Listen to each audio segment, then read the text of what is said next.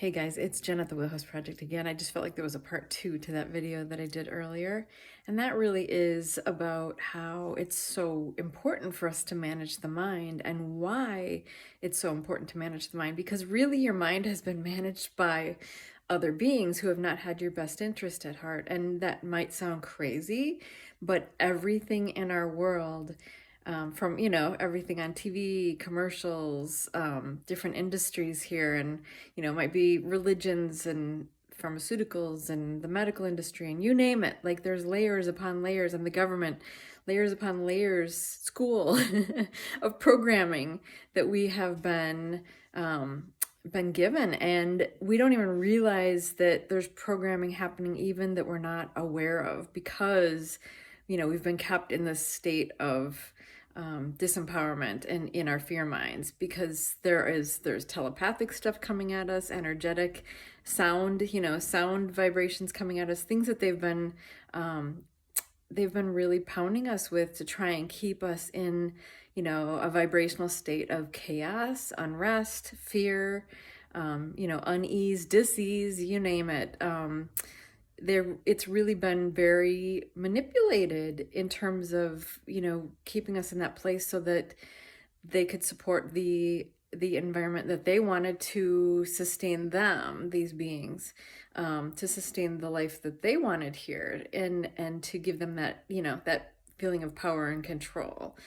And the minute we really consciously awaken and become aware of it all, and become aware of the mind sort of being out of control, because the ego mind isn't really inherently bad, it's just been taken to such a dark place and been taken to such fear that it has all these old beliefs embedded that we really are having to, that's what the healing journey is about, having to unearth it all. And mind you, it's a lot of stuff that happened to you in this lifetime, but everyone's been in that fear place. So we've all been creating energetically, and from our beliefs and from our thoughts and everything, creating this cycle of darkness for all of us.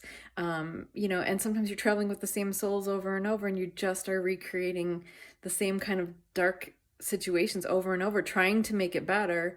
But we've been so deeply embedded in this programming. So it is time on this planet that we are all waking up to it, and we're all making that change. And it has to be a conscious thing. You have to notice it. You have to make a conscious decision to manage your mind and to take it to the light and not the darkness.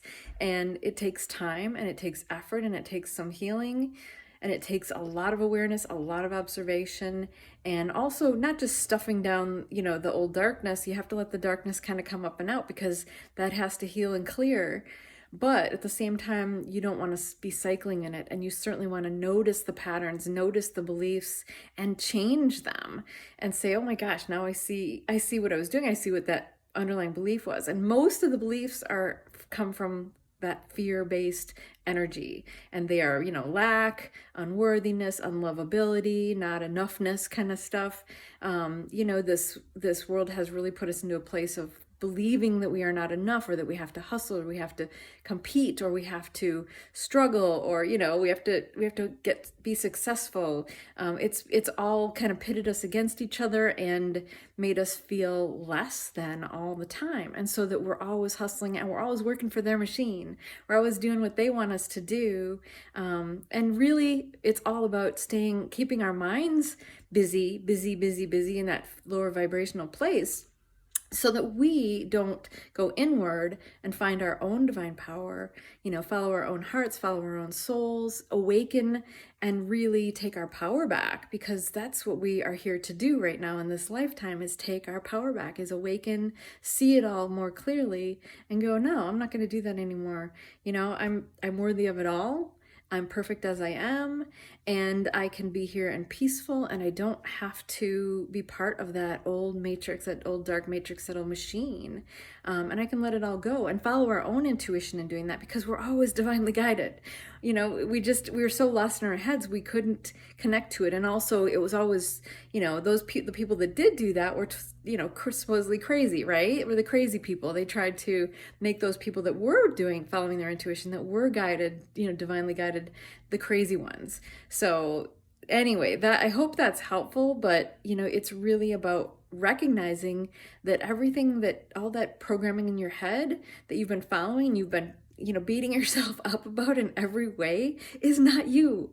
It was all programmed in you, and we now are taking our power back, and the light is supporting us, and the divine is supporting us, and we are really going on that higher path. We're making the choice, or you can make the choice, I should say. You can stay in the old way if you want, but you can make the choice now to take the higher path, to awaken and see it and manage your mind. And then once your mind is managed and it's aligned with your heart and soul, then you can manifest. You can manifest like crazy, instantly and effortlessly and easefully. And that's where we really get to play and have fun in this world and create the world that we want and the life that we want. So much love to you.